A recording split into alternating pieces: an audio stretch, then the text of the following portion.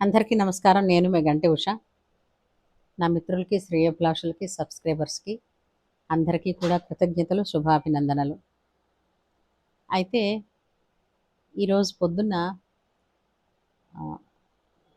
నాకు అత్యంత ప్రీతిపాత్రమైనటువంటి ఒక ఛానల్, గోవింద సేవ ఛానల్ వాళ్ళు, ఆమె చేస్తున్నటువంటి సేవ అనన్య సామాన్యం. ఆవిడ ధర్మం కోసం పోరాడుతున్నారు, న్యాయం కోసం పోరాడుతున్నారు. చిన్న ఆవిడ అయినప్పటికీ కూడా, గంపెడి సంసారం, పిల్లలు అన్నీ ఉన్నప్పటికీ కూడా ధర్మం కోసమని, సమాజం కోసమని, ఆవిడ సనాతన ధర్మం కోసమని ఏదైతే పాటుపడుతున్నారో దానికి ఆమెకి మనస్ఫూర్తిగా ఆ మద్దతుని తెలియచేసేటటువంటి అవసరం ఉంది. అందుకని ఆ మద్దతు చేస్తాను. మద్దతు అని అంటే ఇన్ ద సెన్స్, నేను విశాఖపట్నంలో ఉంటాను.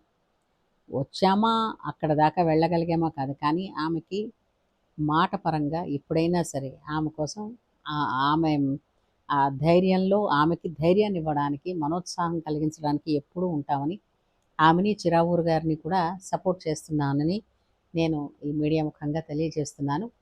అలాగే ఆ గర్భిణీ స్త్రీ ఎవరైతే అమ్మ మాట అనేటటువంటి ఛానల్ ద్వారా మోసపోయారో, ఆ గర్భిణీ స్త్రీ పడినటువంటి కష్టం ఏదైతే ఉందో, ఆమె తిన్న అంటే భర్త వలన ఆమె ఏ విధంగా బాధపడిందో ఈవిడ వల్ల, ఈ ఛానల్ వల్ల, ఈ జరిగిన ఉదంతం వల్ల, అది వింటూ ఉంటే, ఈమె చెప్తూ ఉంటే నాకు ఎంత బాధ అనిపించిందంటే, ఏమండి, ప్రశాంతంగా కడుపుతో ఉన్నప్పుడు పిల్లల మీద, ఆ పుట్టబోయే పిల్లల మీద ధ్యాస ఉండాలి, ఆనందంగా ఉండాలి, అవేవి లేకుండా ఇలాంటి బాధ ఆమెకి పైనుంచి ఇప్పుడు మనం ఇరుగు పొరుగులో ఎవరైనా సరే ఓపలేని పిల్ల, కడుపుతో ఉన్న పిల్ల ఉందంటే ఏదో తెలిస్తే ఓ స్వీటో ఆటో ఆమెకు నచ్చింది చేసిస్తాం.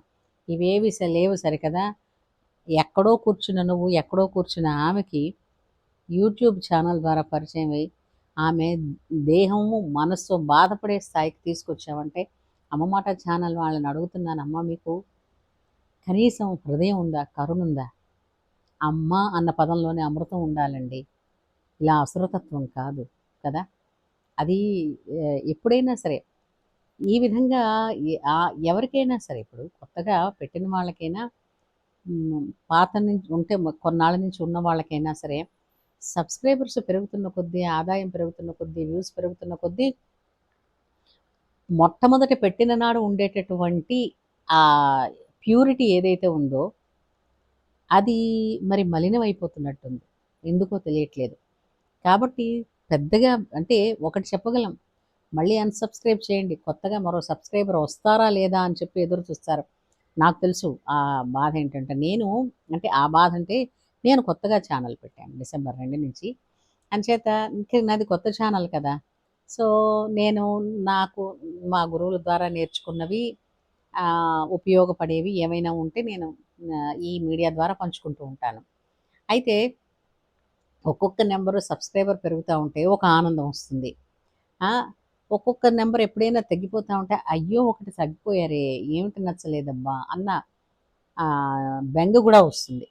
అంచేత కంటెంట్ అన్నది ఎంతసేపు మనకి ఉపయోగపడాలి, ఎదుటి వాళ్ళకి ఉపయోగపడాలన్న ధోరణిలోనే ఉండాలి తప్పించి, పనికిమాలినటువంటి యాప్లు, ప్రలోభ పెట్టే విషయాలు, మోసం చేసే విషయాలు, తర్వాత మభ్యపెట్టే విషయాలు ఉండకూడదు, ఖచ్చితంగా ఉండకూడదు. తర్వాత ఇంకొక ఆమె ఇవాళ పొద్దున్న చెప్తున్నారు ఆవిడ, కృష్ణకుమార్ గారి గురించి. నిజమేనండి, ఆమె సనాతన ధర్మంలో ఉన్నటువంటి ఒక అంశం గురించి ఒకప్పుడు ఒక ఛానల్ వాళ్ళతో మాట్లాడుతూ, ఫాలో అవ్వకూడదండి, ఈ సనాతన ధర్మాన్ని ఫాలో అవ్వకూడదు అని కూడా ఆమె చెప్పిన మాటలు కొన్ని ఉన్నాయి. అది కరెక్ట్ కాదండి. ఇప్పుడు మనుధర్మ శాస్త్రం అన్నది ఏం రాశారో, ఎలా రాశారో రాయొచ్చు. కాకపోతే ఇంప్లిమెంట్ చేయడంలో కొంతమంది వాళ్ళ వ్యక్తిగత విషయాలను కూడా రంగరించి వాటిని కొంచెం తప్పుదోవ పట్టించిన మాట వాస్తవమైనప్పటికీ కూడా అది అందరికీ కూడా ఆ శిక్ష వేయకూడదు. అంతేనా? ఇప్పుడు ఎలాగంటే దాన్ని, సనాతన ధర్మము ఉన్నదేనమ్మా జీవన విధానాన్ని ప్రపంచానికి నేర్పింది సనాతన ధర్మం. అంటే మనిషి పుడుతున్నప్పుడే దేవుడు మీకు ఒక మాన్యువల్ ఇచ్చేసాడు, ఒక play ground rules and regulations ఇచ్చేసాడు. ఈ రూల్స్ ఇప్పుడు వాటిల్లో మీకు అడ్వర్స్ రిజల్ట్స్ వస్తున్నాయి అని అంటే మీరు రూల్స్ రెగ్యులేషన్స్ ఎక్కడో తప్పుతున్నారని అర్థం కదూ. దానికి దేవుడి మీద, ఆ రాసిన గ్రంథం మీద, వీటన్నిటి మీద నింద వేయడం తప్పు, వాటిని ఫాలో అవ్వకూడదనడం మరింత తప్పు. అలాగా సనాతన ధర్మాన్ని అంటే మత మార్పిడులని ప్రత్యక్షంగా కావచ్చు, పరోక్షంగా కావచ్చు, వాటిని ప్రోత్సహించడం అంటే అసలు మతానికి ధర్మానికి ఎక్కడైనా పోలిక ఉంటుందా? ధర్మం అన్నది యూనివర్సల్, తెలిసిందా? మతం అన్నది వ్యక్తిగతం, అత్యంత చిన్నది.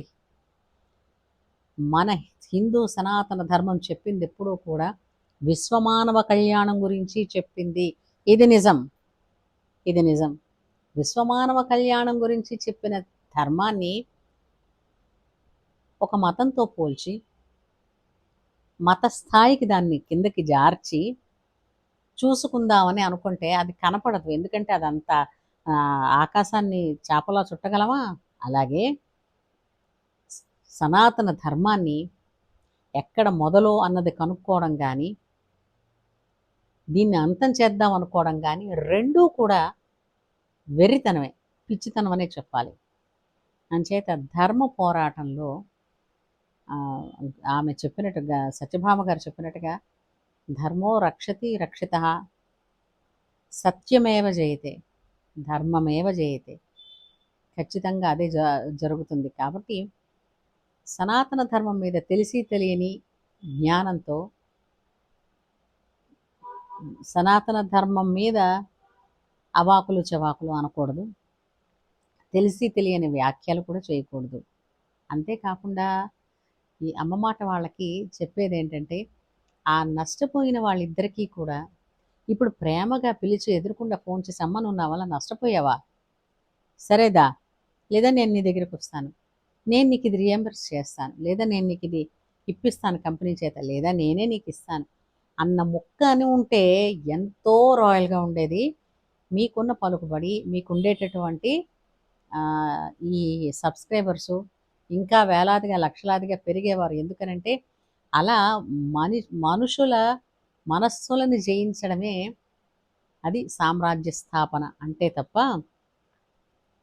మనుషుల్ని ముందు సంపాదించుకుని వాళ్ళని ఎలా ఉపయోగించుకోవాలా అన్నది ఆలోచించడం కాదు అన్నది ఎవరి అభిప్రాయమైనాను. ఏమంటారు?